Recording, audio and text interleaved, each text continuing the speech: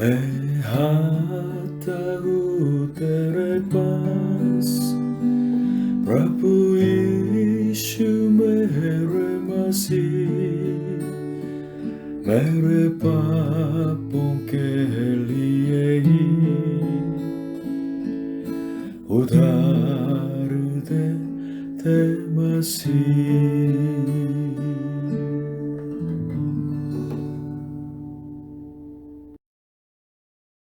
Hallelujah. प्रभु यीशु मसीह जी आप सभी को आशीष दें।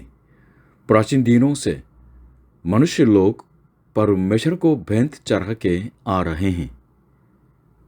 भेंट के बारे में सबसे पुरानी जो कहानी बाइबल की सबसे पहली किताब उत्पत्ति के 4 अध्याय में पाई जाती है।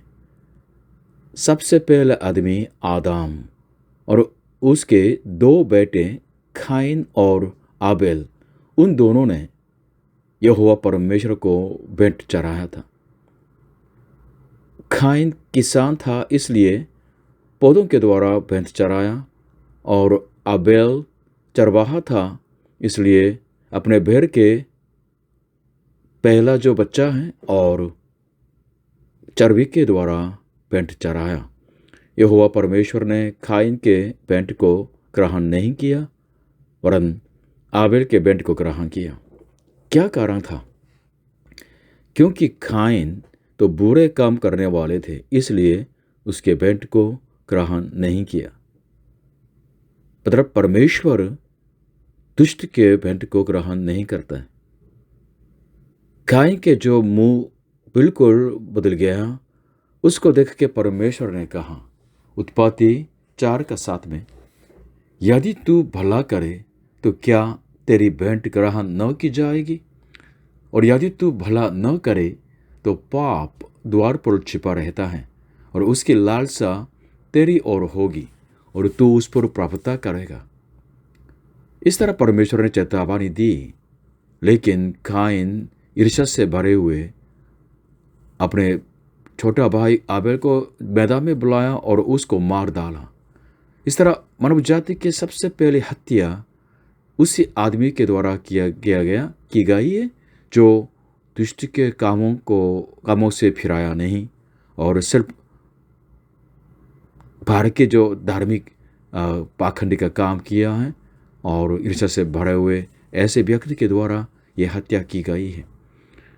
हजारों आराधना हम कर सकते हैं, लेकिन परमेश्वर आपकी या मेरी आराधना ग्रहण नहीं भी कर सकते हैं।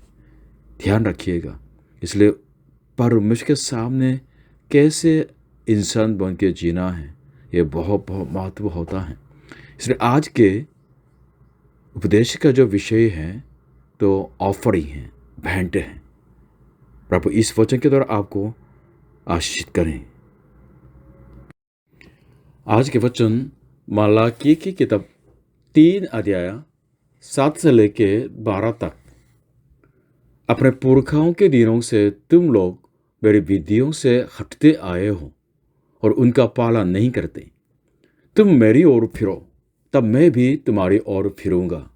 सेनाओं के यहोवा का यही वचन है।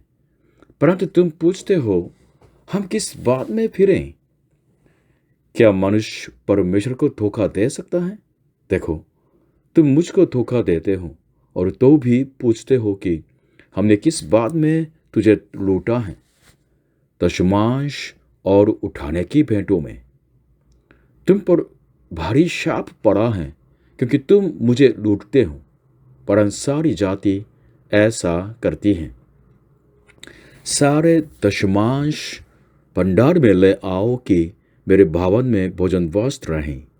और सेनाओं का यहोवा यह कहता है कि ऐसा करके मुझे परखो कि मैं आकाश के झरोखे तुम्हारे लिए खोलकर तुम्हारे ऊपर अपरंपार आशीष की वर्षा करता हूँ कि नहीं। मैं तुम्हारे लिए नाश करने वाले को ऐसा रुकूंगा कि वह तुम्हारी भूमि की उपज नाश न करेगा, और तुम्हारी दखलताओं के फल कच्चे न गिरेंगे। सेनाओं के यहोवा का यही वचन है। तब सारी जातियां तुमको धन्य कहेंगी, क्योंकि तुम्हारा देश मनोहर देश होगा। सेनाओं के यहोवा का यही वचन है। आज के वचन का पॉइंट 1, मेरी और फिरो, रिटर्न टू मी। 7वीं में लिखा है, अपने पुरखाओं के दिनों से तुम लोग मेरी विधियों से हटते आए हो और उनका पालन नहीं करते। तुम मेरी ओर फिरो, तब मैं भी तुम्हारी ओर फिरूंगा। सेनाओं के यहोवा का यही वचन है। पर तुम पूछते हो, हम किस बात में फिरें? मलाकी जो नबी के ज़माने में इस्राएल देश के समाज कैसा था, थोड़ा सा हम संक्षेप में इसके बारे में वर्णन करें तो चैप्टर 1 में परमेश्वर को प्रेम नहीं जानते थे और याजक लोग परमेश्वर के सामने बिल्कुल तुच्छ भेंट चढ़ाते थे, परमेश्वर की निंदा की। चैप्टर 2 में समाज बिल्कुल झूठ और अन्याय और तलाक से और मूर्ति पूजा से, बिल्कुल व्यभिचार से बहुत भरे हुए थे। यानी इन्होंने परमेश्वर के वचन को त्याग दिया है, इसलिए परमेश्वर का श्राप उनके जीवन में पड़ा था। चैप्टर 3 में सारे पापों से बिल्कुल भरे हुए समाज था, इसलिए परमेश्वर का न्याय निकट था और उन्होंने दशमांश और भेंट को नहीं चढ़ाया, इसलिए सब परमेश्वर को लूटने वाले बन चुके हैं और परमेश्वर के श्राप उनके जीवन में मिला था और पश्चाताप करने की आवश्यकता थी, परमेश्वर की तरफ वापस आने की आवश्यकता थी। और चैप्टर 4 में अगर वो मान नहीं फिराएंगे तो परमेश्वर का न्याय बिल्कुल शीघ्र मिलने वाले ऐसे समाज में रहते थे। इसी पीढ़ी में हम भी इस तरह जीते हैं, पाप करते हैं। इसलिए प्रभु ईश्वर पर विश्वास करके सच्चे परमेश्वर के पास लौटना बहुत आवश्यक होता है। जैसे भजन संहिता पहले आगे में लिखा है, पाप से दूर होके परमेश्वर यहोवा का वचन के द्वारा बिल्कुल आनंदित रहने वाले और दिन और रात को उनके वचन पर मनन करने वाले ऐसे धन्य जीवन जीना है। प्रभु यीशु ने भी ये कहा कि मन फिराओ, क्योंकि परमेश्वर के राज्य निकट हैं। आमीन। हमारे जीवन में दुख होता है, अगर पाप करते हैं तो दुख और बढ़ जाता है। उन दुखों में से परमेश्वर हमको बुलाते हैं और उनकी भलाई को उत्पन्न करते हैं। निर्गमन की किताब 3 अध्याय 7 से लेकर 8 में इस तरह लिखा है, फिर यहोवा ने कहा, मैंने आपकी प्रजा के लोग जो मिस्र में हैं उनके दुख को निश्चय देखा है और उनकी जो चिल्लाहट परिश्रम कराने वालों के कारण होती है उसको भी मैंने सुना है और उनकी पीड़ा पर मैंने चित्त लगाया है। इसलिए मैं उतर आया हूँ कि उन्हें मिस्रियों के वश से छुड़ाऊं और उस देश से निकालकर एक अच्छे और बड़े देश में, जिसमें दूध और मधु की धारा बहती है, अर्थात कनानी, हित्ती, एमोरी, परिच्ची, हिव्वी और यबूसी लोगों के स्थान में पहुंचाऊं। इस्राएल जाति मिस्र में बिल्कुल गुलाम में पड़े हुए पीड़ित थे, चिल्लाते थे, बचाव के लिए चिल्लाया था। तो परमेश्वर ने सब सुन लिया है, उनके दुखों को देखा है, तो उनके जीवन में परमेश्वर काम करने लगे हैं, उनको बचाया है। इसलिए हमारे जब जीवन में दुख आ जाता है तो हमें क्या करना है? पहले अपने को परखना है। अगर हमारे जीवन में पाप दिखाई देता है तो पश्चाताप करना है। इसलिए दुखों में हमें परखना है, मेरा और परमेश्वर का संबंध कैसा था। अगर हम परमेश्वर से दूर दूर तक चला गया हैं और संसार के साथ दोस्ती बना दी, अगर हम प्रार्थना नहीं करते तो परमेश्वर के आने का टाइम होता है। यही बचने का रास्ता है। परमेश्वर दुखों को आने देते हैं ताकि उनके प्रजा परमेश्वर की निकटता में आ जाएं। हमारे दुखों में हम परमेश्वर के अनुग्रह की याद कर सकते हैं, उनको धन्यवाद कर सकते हैं।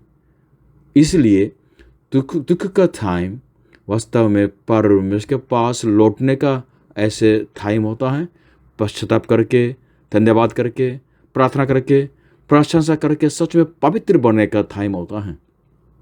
हाँ, जब मैं मोड़ के देखूं तो ये सच है। हमारे जीवन तो, हमारे परिवार तो बहुत अंधेरा में, दुख में जा रहा था, तो इसकी वजह से पाप की वजह से दुख आ गया, दुख की वजह से हमने प्रभु यीशु पर विश्वास किया है, प्रभु यीशु में आशा और शांति पाली, प्रभु यीशु के पास आए ताकि हम जीवित परमेश्वर के संतान बन जा सकें और हमारे उद्धारकर्ता परमेश्वर की प्रशंसा कर सकें। दुखों के द्वारा, पाप की वजह से दुखों के द्वारा परमेश्वर ने हमें प्रभु यीशु के पास लाया है और सचमुच में हमें बचाया है। हालेलुया। पॉइंट 2, मुझे लूटो मत, डोंट रॉब मी। आज के वचन 8वीं और 9वीं में लिखा है, क्या मनुष्य परमेश्वर को धोखा दे सकता है? देखो, तुम मुझको धोखा देते हो और तो भी पूछते हो कि हमने किस बात में तुझे लूटा है? दशमांश और उठाने की भेंटों में तुम पर भारी शाप पड़ा है, क्योंकि तुम मुझे लूटते हो, पर सारी जाति ऐसा करती हैं। इस्राएल जाति के जो जीवन संपूर्ण तौर से गड़बड़ हो गया था, इसलिए उनको परमेश्वर की तरफ लौटना था और ठीक रीति से तो उनके जीवन में रिस्टोरेशन होना था। उसमें से एक है परमेश्वर को भेंट चढ़ाने का जीवन में बहुत गड़बड़ हो गया था, इसलिए ठीक होना था। यहोवा परमेश्वर अभी इस जो वचन के तरफ बताते हैं कि परमेश्वर को दशमांश नहीं देना और वास्तव उनको भेंट नहीं चढ़ाना सचमुच में परमेश्वर को लूटने का पाप होता है। इसलिए कहते कि मुझे लूटो मत। अगर दशमांश नहीं देते हैं, भेंट नहीं देते हैं, तो ये पर लोगों को लूटने का मतलब नहीं, वरन परमेश्वर को लूटने का पाप बन जाता है। हाँ, आपको दिक्कत हो सकता है, हर जो हफ्ते भेंट चढ़ाना भी तो मुश्किल है, लेकिन मेरी कमाई के दशमांश को चढ़ाना ये तो बहुत ज़्यादा हो सकता है। कुछ लोग इसकी वजह से बिल्कुल परीक्षा में जाता है, ठोकर खाते हैं। लेकिन याद रखिएगा, भेंट, कोई भी भेंट, ये मजबूरी से देना नहीं, वरन अपने क्षमता के अनुसार देना है और विश्वास से देना है और स्वेच्छा से देना है, आनंद से देना है। परमेश्वर के प्रेम की प्राप्ति, परमेश्वर की तरफ से जो प्रेम जो मिला है, अनुग्रह मिला है, उसके वजह से धन्यवाद हृदय से देना है और उनके कलीसिया को बिल्कुल संभलने के दिल से देना है। और आगे जाके ये भेंट जहाँ जहाँ प्रयोग किया जाता है तो परमेश्वर के राज्य की बढ़ोतरी होते हैं, तो उनकी सेवा के लिए देते हैं। थोड़ा सोच लीजिएगा, परमेश्वर ने हमारे लिए क्या रख छोड़ा है। उनके अपने एक लौटे बेटे प्रभु यीशु मसीह के लहू तक बहाने दिया है हमारे लिए। प्रभु यीशु मसीह अपने बेटे को क्रूस पर चढ़ा दिया है ताकि वो हमारे लिए पाप के प्रायश्चित बन सके। अगर ऐसा परमेश्वर है, हम क्या रख छोड़ेंगे?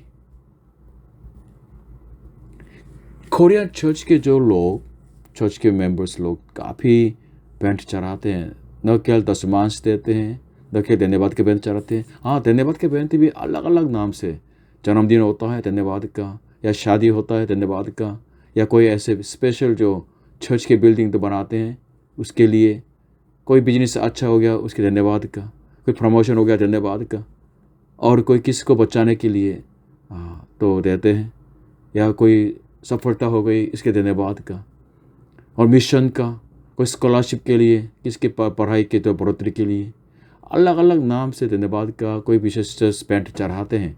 पिछले बार देख लीजिएगा, क्रिसमस के टाइम में यांगजे ओनली चर्च के कुछ जो चर्च के मेंबर्स ने, उन्होंने मिलके स्पेशल क्रिसमस का जो भेंट चढ़ाया ताकि इंडियन भाइयों को, नेपाली भाइयों को तो अच्छा गिफ्ट मिल जाए।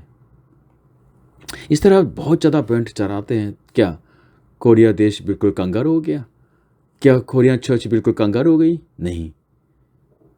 17 साल पहले कोरिया के हालात देखेंगे आप तो हैरान हो जाएंगे, क्योंकि 3 साल से ये बिल्कुल पूरे देश में लड़ाई हो गई थी, सिविल वॉर हुई थी, तो सारे देश रख बन चुके थे। लेकिन उस हाल में भी चर्च के लोगों ने परमेश्वर से प्रेम किया है और परमेश्वर को भेंट चढ़ाना नहीं बोला, और परमेश्वर ने कोरिया में बहुत बहुत अनुग्रह उंडेल दिया है, बहुत आशीष उंडेल दी है। और अभी भी चर्च दशमांश और भेंट चढ़ाते हैं और परमेश्वर की तरफ से और आशीष मिल जाती है। हालेलुया।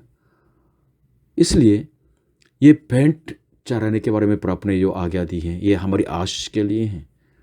हम वचन के द्वारा आज के जो मेन विषय हैं, जो दशमांश के बारे में थोड़ा सा हम और अध्ययन करें। दशमांश कैसे शुरू हो गया, हम इसके बारे में थोड़ा सा सीखें बाइबल के द्वारा। अब्राहम, उनके जो भतीजा रूत थोड़ा दूर में रहते थे, तो उस जो आसपास में तो लड़ाई, भयंकर लड़ाई हुई है। 5 जो राजा ने तो 4 जो राजा का विरोध किया है और भयंकर तो लड़ाई हो गई है। इसलिए क्या हो गया, 4 जो राजा का 4 किंग्स के जो सेना ने अब्राहम के जो भतीजा लूत को और उनके जो संपत्ति को, उनके महिलाओं को सब ले गया है, ये खबर मिला है। तो अब्राहम ने क्या किया है, अब्राहम ने अपने घर में जो बिल्कुल ट्रेन दिया, जो 318 जो लोग हैं, पर प्राइवेट जो सेना है, उनको लेके इन 4 जो किंग्स का राजाओं के जो सेना का पीछा किया है और उनके ऊपर हमला किया है और सब ले आया। लूत को, उनके धन को, उनके स्त्रियों को, सब बंधुओं को वापस ले लिया है। ये बहुत बहुत बड़ी विजय जो हुई है। तो इस तरह जो विजय के साथ वो लौट रहे थे, तो उनके सामने एक परमेश्वर का याजक था, शालेम का राजा मेल्किसेदेक, ये नया नियम में भी इनका नाम आ जाता है। तो वो आके उनको आशीष किए और उनको बिल्कुल तो प्रभु के नाम से आशीष किए। तो तब अब्राहम ने इनके सामने ये दशमांश जो उन्होंने बिल्कुल वापस लिया, उससे 10% भेंट चढ़ाया था। इसलिए उत्पत्ति 14 अध्याय 18 से 20 में इस तरह वो लिखा है, जब शालेम का राजा मेल्किसेदेक, जो परम प्रधान ईश्वर का याजक था, रोटी और तकमद ले आया और उसने अब्राहम को यह आशीर्वाद दिया कि परम प्रधान ईश्वर की ओर से, जो आकाश और पृथ्वी का अधिकारी है, तू धन्य हो और धन्य है परम प्रधान ईश्वर, जिसने तेरे द्रोहियों को तेरे वश में कर दिया है। तब अब्राहम ने उसको सबका दशमांश दिया। हालेलुया। क्योंकि ध्यान रखिएगा, अभी यहोवा नाम नहीं दिया गया है। यहोवा नाम तो मूसा के टाइम से जो दिया गया है ना, इसलिए उससे पहले इनको यहोवा नाम नहीं दिया गया। इसलिए क्या वर्णन किया, कैसे? परम प्रधान ईश्वर, मतलब सर्वोत्तम परमेश्वर, यहोवा परमेश्वर हैं, उनका नाम लेके धन्य किया है। तो इसलिए अब्राहम ने उसको सबका दशमांश दिया है। ये स्टार्टिंग है। देखिए, यहाँ ध्यान रखिएगा, बाद में परमेश्वर ने दशमांश को वास्तव में अपनी आज्ञा के रूप में लोगों के सामने रखा है। इसलिए इस्राएल जाति अब्राहम के टाइम से लेके लगातार दशमांश दे के आ रहे थे। तो यहाँ मैं सीखता हूँ, माना करके, परमेश्वर अब्राहम के दशमांश से कितना तो खुश हो गया होगा। परमेश्वर आकाशीय पृथ्वी का जो सृजनहार है, स्वामी है, उनके पास क्या कमी है? ये देखिएगा कि अब्राहम के कुछ इंच दशमांश से, इन चीज़ों से द्वारा खुश नहीं, वरन उनके दिल के द्वारा, उनके विश्वास के द्वारा, उनके धन्यवाद के भेंट के द्वारा परमेश्वर बहुत खुश थे।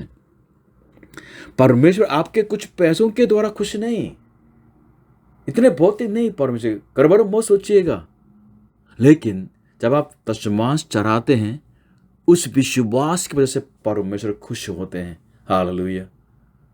और धन्यवाद के हृदय से खुश होते हैं, परमेश्वर को महिमा मिल जाती है। क्योंकि आप मानते हैं ना, परमेश्वर ये आशीष आपने मेरे को दी है, इसे मैं आपको देता हूं। इसकी वजह से परमेश्वर की महिमा हो जाती है। इसलिए प्रभु यीशु जी भी दशमांश को बिल्कुल बंद नहीं किया है। मत्ती रचित सुसमाचार 23 अध्याय 23 से 24 में इस तरह लिखा है, प्रभु यीशु एक जो धार्मिक जो अगुवाओं को बिल्कुल डांट रहे थे, सुनिएगा, हे कपटी शास्त्रियों और फरीसियों, तुम पर हाय, तुम पुदीने और सौंफ और जीरे का 10वां अंश देते हो, परंतु तुमने व्यवस्था की गंभीर बातों को अर्थात न्याय और दया और विश्वास को छोड़ दिया है। चाहिए था कि इन्हें भी करते रहते और उन्हें भी न छोड़ते। हे अंधे अगुओं, तुम मच्छर को तो छान डालते हो, परंतु ऊंट को निगल जाते हो। इसलिए दशमांश सिर्फ पैसों के मामला नहीं, कोई धार्मिक कर्तव्य का मामला नहीं, लेकिन दशमांश वास्तव में विश्वास का मामला है। और परमेश्वर के उस प्रेम की वजह से जिसके द्वारा परमेश्वर अपने एकलौते को भी नहीं रख छोड़ा है, उनके जीवन को हमारे पाप के प्रायश्चित होने के लिए दे दिया है। उस प्रेम के प्रति, परमेश्वर के असीम प्रेम के प्रति मैं कैसे अपने को समर्पित करूं, यह मामला होता है। जो संसार के राजा सीजर का है, सीजर को दे दो, कैसा का है कैसे का दे दो, कि जो परमेश्वर का है परमेश्वर को देना है। आमीन। पॉइंट 3, मुझे परखो, टेस्ट मी। 10वीं से 12वीं सारे दशमांश भंडार में ले आओ कि मेरे भवन में भोजन वस्त्र रहें। और सेनाओं का यहोवा यह कहता है कि ऐसा करके मुझे परखो कि मैं आकाश के झरोखे तुम्हारे लिए खोलकर तुम्हारे ऊपर अपरंपार आशीष की वर्षा करता हूँ कि नहीं। मैं तुम्हारे लिए नाश करने वाले को ऐसा खुरकूंगा कि वह तुम्हारी भूमि की उपज नाश न करेगा, और तुम्हारी दखलाताओं के फल कच्चे न गिरेंगे। सेनाओं के यहोवा का यही वचन है। तब सारी जातियां तुमको धन्य कहेंगी, क्योंकि तुम्हारा देश मनोहर देश होगा। सेनाओं के यहोवा का यही वचन है। परमेश्वर अपने को परखने के लिए कहने वाला नहीं है, लेकिन यहाँ स्पेशल है। इस जो मलाकी के अभी इस जो वचन के अंदर स्पेशल है, परमेश्वर दशमांश देने के लिए बोलते हुए मेरे को परखो, इस तरह उन्होंने चुनौती दी है। अगर तुम दशमांश दोगे, मैं तो अपरंपार आशीष की वर्षा तुम्हारे लिए तुमको गिराऊंगा, और तुम्हारे जो भूमि की उपज नाश न होने दूंगा, और तुम्हारे दाखलतों के जो फल कच्चे न गिरने दूंगा, और तुम्हारा देश को मैं मनोहर बना दूंगा। इस तरह उन्होंने वादा किया है, अपने इज्जत को लगा दिया है। अपने वचन के द्वारा उन्होंने सबके सामने इस तरह उन्होंने वादा किया है, दशमांश लाओ और देखो, मैं तुमको आशीष करता रहूंगा। वाह, चुनौती की बात है ना। लेकिन फिर भी हमारे ध्यान भौतिक आशीषों पर नहीं लगना है, उस परमेश्वर लगना है। परमेश्वर से प्रेम करते हैं तो दशमांश उनके लिए कोई दिक्कत नहीं है। 10% कोई दिक्कत नहीं है, 20% दिक्कत नहीं है। सब कुछ देने के लिए तैयार हो जाते हैं। Hallelujah, hallelujah.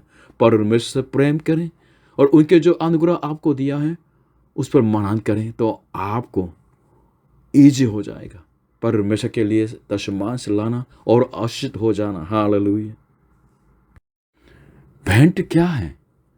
सिर्फ धार्मिक कर्तव्य है? नहीं, हम भेंट के द्वारा उस प्रेम को प्राप्त करते हैं। परमेश्वर से जो प्रेम हमारे अंदर है उसको प्राप्त करते हैं, क्योंकि परमेश्वर ने हमसे इतना प्रेम किया है, इसलिए हम भी परमेश्वर से प्रेम करते हैं, उस प्रेम को दिखाने वाले हैं।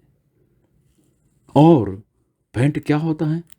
हमारे विश्वास को प्रकट करते हैं। हम विश्वास करते हैं कि वो जीवित हैं और हमारी सहायता करते हैं, इस बात का प्रमाण है। और भेंट वास्तव में धन्यवाद का हृदय है। परमेश्वर हमारे जीवन के आशीषों का स्रोत है, इसलिए इस बात को हम प्रकट करते हैं। सचमुच में आपने मेरे को आशीष की है, इसलिए मैं आपको ये देता हूँ। धन्यवाद के भेंट चढ़ाते हैं। और भेंट क्या है? उस भेंट के साथ हम अपने को समर्पित करते हैं। न केवल वो चीज़ें भेंट हैं, वरन मैं भी भेंट हूँ, मैं भी जीवित भेंट हूँ। परमेश्वर मैं भी ले लीजिए, मुझे भी ले लीजिए, मैं आपका जीवित तो बलि के रूप में मैं आपको चढ़ाता हूँ। हालेलुया। आज इसलिए आज के ये वचन आपके लिए परीक्षा का कारण न बन जाए या स्ट्रेस का कारण, चिंता का कारण न बन जाए। क्यों परमेश्वर दशमांश के बारे में, भेद के बारे में बताते हैं? आपको तंग करने के लिए नहीं, आपके विश्वास को और बढ़ाने के लिए, दृढ़ करने के लिए, आपको सचमुच में परमेश्वर से प्रेम करने वाले ऐसे आदमी बनाने के लिए है। और इस तरह आप प्रभु को देते हैं तो आपको और आशीष करने के लिए परमेश्वर इस तरह आज के वचन को दिया है। न केवल आपके दशमांश और भेंट, वरन आपके जो अस्तित्व और आपके जीवन, आपके जो मनन और आपके बोली, आपके सारे जो कार्य भी सचमुच से परमेश्वर के पवित्र भेंट के रूप में उनके सामने चढ़ाया जाना है। आमीन, आमीन। ताकि परमेश्वर आपके इस सब कुछ को ले लें, ग्रहण करें और आपको सचमुच में आशीष करें। इस तरह जीवन आपके जीवन बन जाए। आमीन। रोमियो 12 अध्याय 1 से लेकर 2 तक मैं पढ़ के समाप्त करना चाहता हूँ। नया नियम में आके तो भेंट के बारे में और सब परिभाषा आते हैं, सुनिएगा। इसलिए हे भाइयों, मैं तुमसे परमेश्वर की दया स्मरण दिलाकर विनती करता हूँ कि अपने शरीरों को जीवित और पवित्र और परमेश्वर को भावता हुआ बलिदान करके चढ़ाओ, यही तुम्हारी आत्मिक सेवा है। अपने शरीरों को बलिदान करके चढ़ाओ, यही तुम्हारी आत्मिक सेवा है। This is your spiritual act of worship. और इस संसार के सदृश न बनो, परंतु तुम्हारी बुद्धि के नए हो जाने से तुम्हारा चाल चलन भी बदलता जाए, जिससे तुम परमेश्वर की भली और भावती और सिद्ध इच्छा अनुभव से मालूम करते रहो। आमीन। स्टार्टिंग में तो हम भेंट के बारे में मलाकी की किताब तो के द्वारा हमने सीखा है, दशमांश और भेंट चढ़ाना। लेकिन अंत में आके भेंट क्या होता है? तो आप स्वयं हैं। अगर आप आपके शरीरों तक बलिदान के रूप में नहीं चढ़ाते हैं, तो संसार के सदृश न बन के सच में परमेश्वर की पवित्र इच्छा को, उनकी भावती सिद्ध इच्छा को और सचमुच में जान के जीवन नहीं जीते हैं, तो आपके ये भक्ति का कोई मतलब नहीं है। प्रभु आपको आशीष दे, सचमुच में आप भेंट चढ़ाने वाले बन जाएं, न केवल दशमांश और भौतिक भेंट, वरन अपने को बलि के रूप में सच में चढ़ाने वाले ऐसे पवित्र जीवन जी के परमेश्वर के खुशी का कारण बन जाए और परमेश्वर आपको स्वर्ग के द्वार खोल के आशीष करें। हालेलुया, हालेलुया, आमीन।